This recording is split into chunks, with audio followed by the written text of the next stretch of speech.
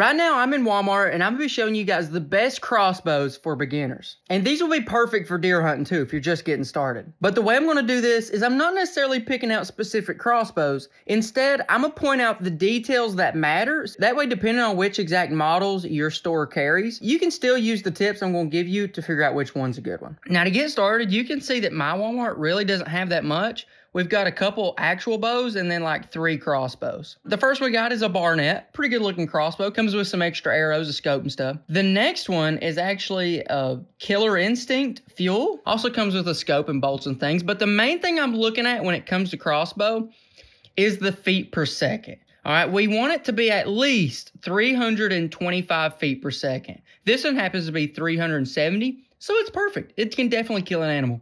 This one, 450, it can also kill an animal. It's perfect. It's over the 325 mark. And the reason I'm saying 325 is that's nothing's exactly special. It's just whenever you go under 325, you're getting more into the gimmicky crossbows. Like this one at the bottom, it's called a Demon or something. Don't buy this one for deer hunting at least. And as we look at the box, you can see it only shoots 180 feet per second. Now, 180 feet per second can kill a deer, but that just lets us know this isn't really a hunting crossbow. And whenever you look at the bolts, those are like little darts. That's not what you want either. See, when we look at the actual crossbows that have those higher feet per second, they end up coming with premium bolts. And these are like legit arrows that are very capable of killing deer and being reused to kill more. Even on this one, it worked. On this other one, the Barnett, I don't even know what it's called. Barnett? Yeah, Barrett? Nope. Anyways, I'm not even familiar with either of these crossbows. I'm just going off the fundamentals. This one comes with 2 crossbow bolts, which is really good. And to get started, 2 is plenty. But let's say you want to buy some more bolts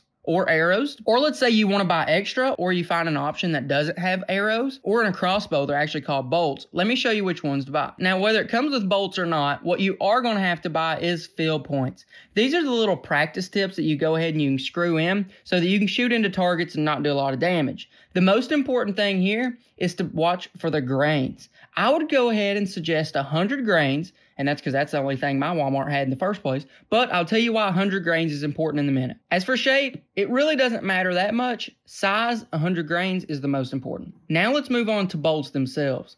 Barnett has this one right here, the Headhunters. Those are really good arrows. I've used them before and they do really good. They're really good arrows. Nothing to complain about, and they should fit most crossbows. You could also go this option where you're just picking out singular arrows if you only want a few or a couple. Honestly, it's up to you. They come out to be about the same price, but these are all good bolts. But what if you're getting confused on a crossbow bolt versus a bow and arrow? Because they're not the same thing and you can't use them interchangeably. The first thing you're going to notice, the crossbow bolt is going to be shorter and it's usually going to be thicker. Whereas the bow's arrow is going to be long, thin, and a little more flexible. But one of the best ways you can tell is looking at the end of them where they actually go into the bows. The bow and arrow is going to have like a knock, which has a really deep groove, whereas the bolt, the crossbow, is going to have like a half moon thing. And also it probably says on the label, but make sure it's a crossbow bolt if you're sticking it in there. Next, you're going to need a target. That's a pretty good target there.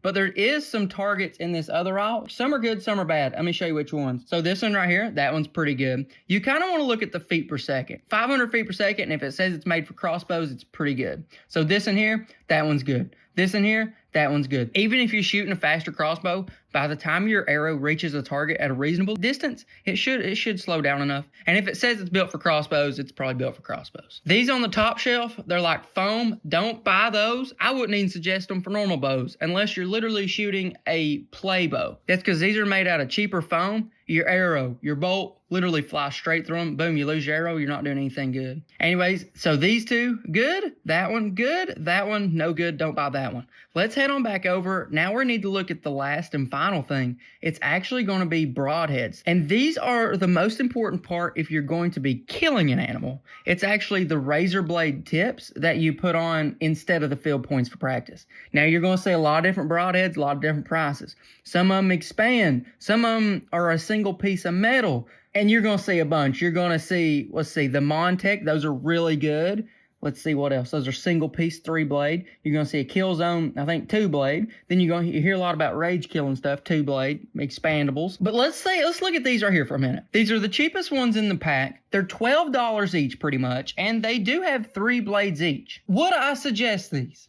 Honestly, if you're using a crossbow, I would, because a crossbow has so much energy that you have a lot of room for error. The only thing about it, if you're shooting an animal with it, it's probably going to destroy the head because they're overall low quality metal. But that's okay as long as you kill the animal and your expectations are there. Now, I wouldn't suggest these for a compound bow, just because, hey, if a broadhead breaks on a compound bow shot, could mean losing the animal depending on how it goes. But on a crossbow, you got so much energy, it's fine if these just go in and explode. Just remember with these, it's probably going to be one shot and you're done. Don't expect to reuse these. And quick side note, I will say this. If you're shooting an animal, say you're deer hunting, you kind of just got to go into it expecting that you're going to lose the arrow, you're going to lose the broadhead, never to be found or broken.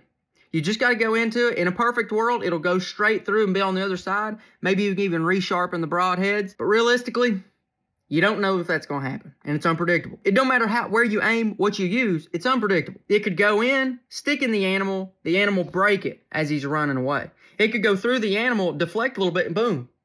Who knows where that one went? And then it could go straight through and perfectly bury in the dirt 3 feet. You ain't gonna know it's at. So whenever you're shooting an animal with any kind of arrow, bow, or crossbow, just go into it knowing you're probably gonna lose your arrow. So although these are cheap and you do get a 3-pack, you're probably gonna lose one every time you shoot an animal. Same thing with the expensive ones though too. You're probably never gonna be able to reuse it. Now, as we take a look at the rest of the counter here, I would buy these for a crossbow and I'd feel okay shooting them. Either one looks good.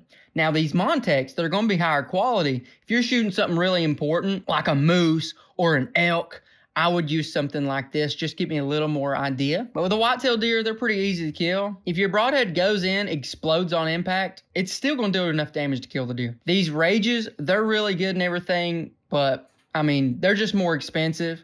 And with a crossbow, you have so much energy to begin with because they're so powerful. You're good to go, honestly.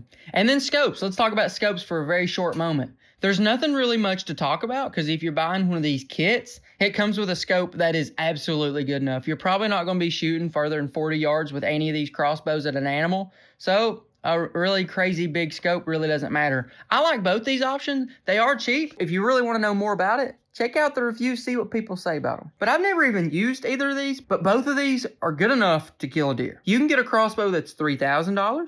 You can get a crossbow that's $300. They both going to kill the same animals. They just are. So if you're just getting started, these are not bad options. And especially if you're just needing one on the go from Walmart, these are solid. Now, I'll go ahead and tell you this. If you go to a Bass Pro and you spend $600, which is double, you are going to get a better crossbow. Are you going to get a crossbow that's twice as good at killing? Probably not, but it will be a higher quality crossbow. If you go from like a $300 crossbow to a $600 crossbow, you're going to get like a 40% better crossbow. That's a pretty good jump. If you go from a $600 crossbow to a $3,000 crossbow, you're going to get like a 6% jump. I mean, they're good, but they're not all that better. But yeah, these crossbows pretty solid. Don't get the one at the bottom. That looked pretty gimmicky, and it ain't made for shooting deer. These bigger crossbows, as long as it's more than 325 feet per second, should be plenty enough to kill a deer. Now, with all that being said, I do want you guys to watch this video on cheap versus expensive crossbows. Those crossbows at Walmart will definitely kill deer, but there is some downsides to it, and you need to know what they are before you think about buying one. Sometimes spending a little bit extra money is worth it, but watch this video. I talk about some of the things, and then it's up to you guys to decide how much you actually need to spend.